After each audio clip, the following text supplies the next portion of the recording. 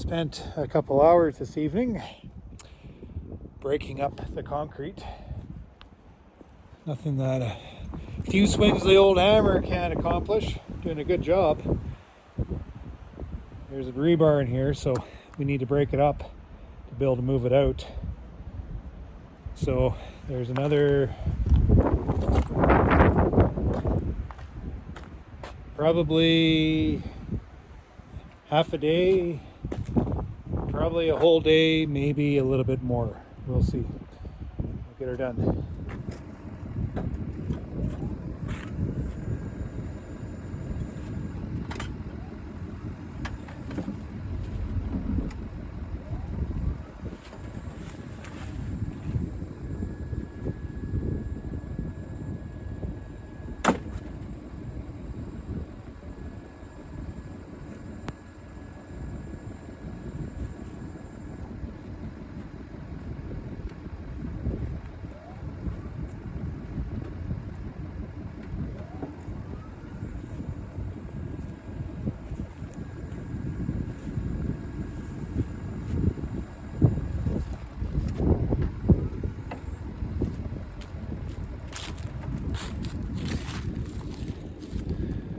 That is it.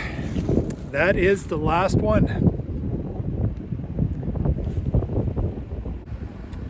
Now for my next trick. Gotta get out of here.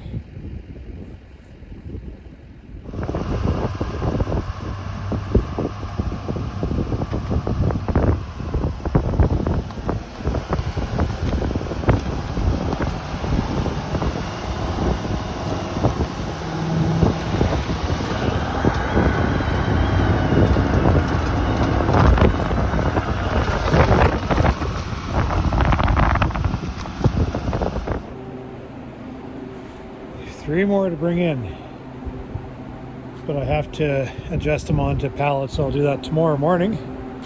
Other than that, the shed is full.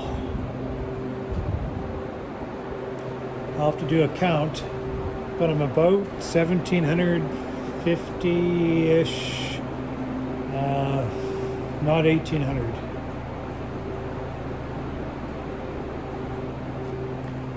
And the shed packed in a little tighter, not tighter, but fuller. I've left myself a little more space between rows. And I don't know, I redid my layout just to help with airflow a little bit. So it should help me circulate the air a little bit more efficiently. My coolers have been working steady. It was 15 degrees outside and the shed kept at 4. So that was perfect. The next couple days, I think we're seeing double digit. Next 3 or 4 days maybe. Then followed by snow, maybe. And then cold weather after.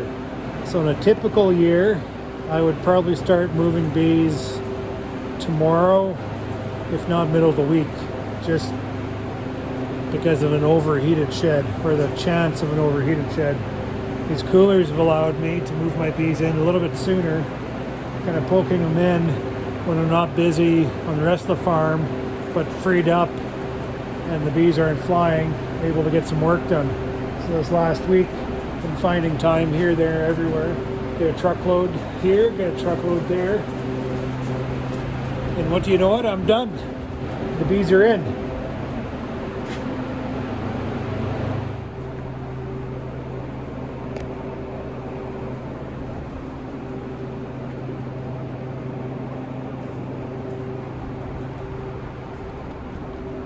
I see bees.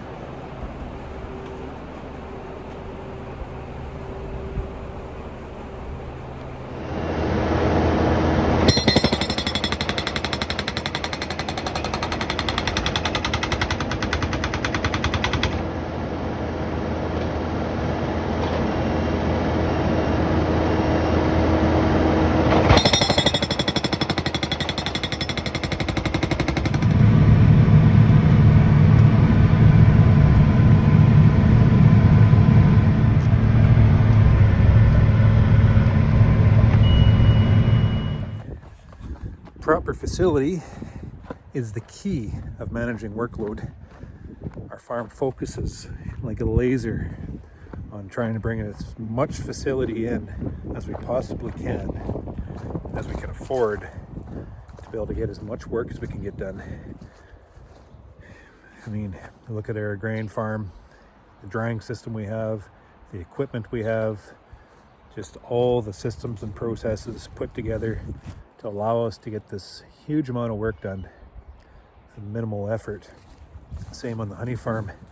I'm just gradually adding to it year after year after year, just to make the work that much more efficient, to allow me to get my work done that much easier, and then be able to handle more colonies, and so it goes.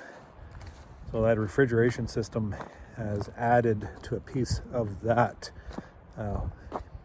jigsaw puzzle of managing my workload. I have my bees inside right now. A normal year, I would just probably be starting, if not maybe a few days in. And the reason why that matters is because, well, right now we're scrambling on the farm to finish the corn harvest for one thing, but to get our land work done also, and it's been too wet. So I've been working away at the land work these last 2 days, and it's just hardly ready to go. And I have to push today and maybe well into tonight to get over the land, because we're looking at -10s, -12s overnight. It's going to set the land up, and that will be it. So I was able to move my colonies in during a time when it was wet. Maybe it was too wet. I was fighting with mud, but at least I was able to do something during that time. We couldn't combine. We couldn't do land work. We were just kind of stalled. At that time, it was too warm to really bring bees in, except I was able to turn that cooler on. It allowed me to get that week of work, bringing those colonies in, leading into November, where I was, just making better use of my time. So that is exactly why I bought that cooling system, and just the ease of use. Now I'll have the added benefit throughout the winter, those mild spells, just turn it on, problem solved. The system is in place, and I'm going to use it. Then in the spring too, just allowing the ease of managing these bees indoors.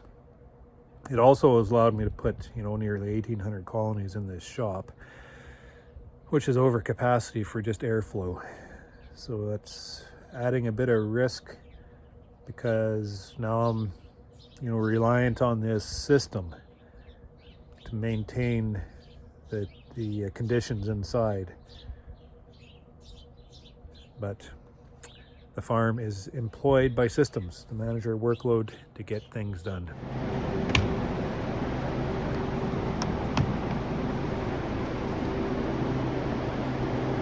So I haven't put my winter ducting in yet. I'm going to bring it in from the air inflow along this side of the room, blowing the air that way, so I don't have to change direction of my airflow every time I turn those coolers on.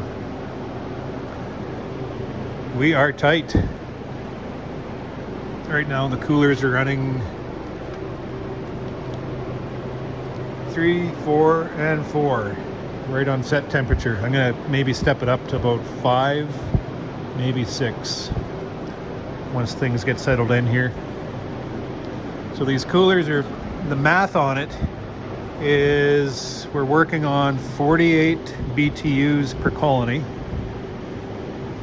And if I had 1,800 in here, I'd need 86,000 BTUs of cooling capacity.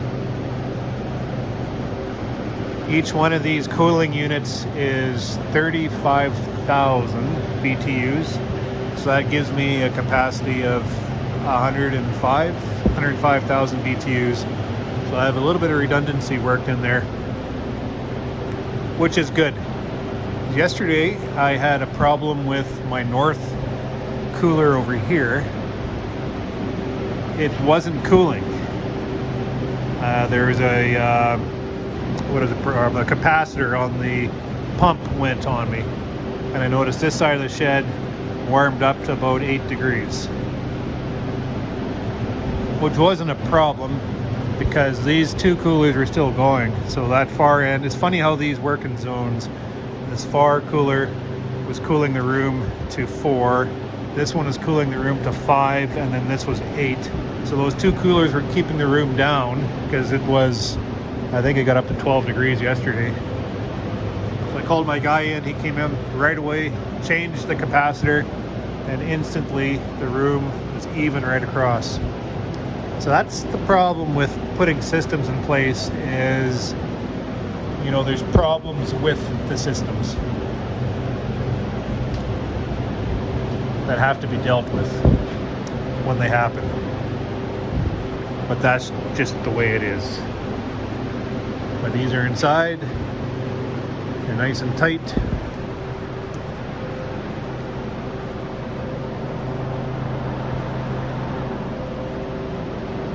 Good morning.